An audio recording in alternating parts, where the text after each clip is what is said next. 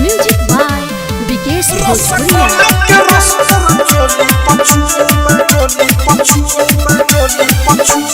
कइले हरे छौरी के नई नसता बारे बंगाल के माल का तो सस्ता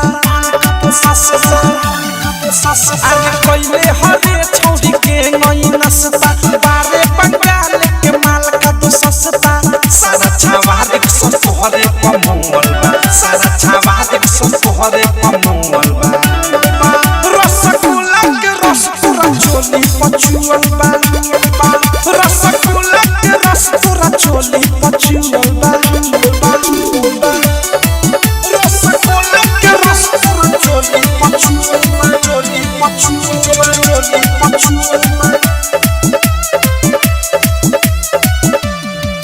रसगुल्ला के रस पूरा चोली पचुअल कहला कहता रू हमारा तो चुप चुप देखो नी पिका पावा में खात रहलू गुप गुप कहला कहता रू हमारा तो चुप चुप देखो नी पिका पावा में खात रहलू गुप गुप धइले बा हाथ कोनो लागता कि छुअल बा धइले बा हाथ कोनो लागता कि छुअल बा रसगुल्ला के रस पूरा चोली पचुअल बा रसगुल्ला के रस पूरा चोली पचुअल बा रसगुल्ला के रस पूरा चोली म्यूजिक बाय विकेश भोजपुरिया। रिकॉर्डिंग स्टूडियो छावला।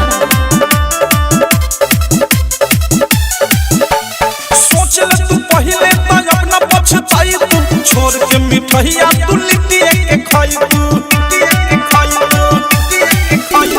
अनुराग मुकेश कहे नहीं पछताई तू छोड़ के मिठैया तू लिट्टी के खाई तू